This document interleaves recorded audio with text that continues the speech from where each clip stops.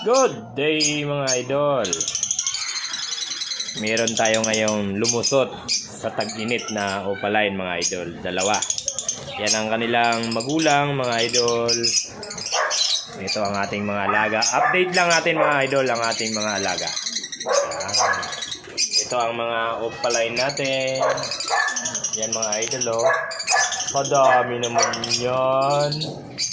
Sana all. At ito ang bago nating bababa na 5 piraso.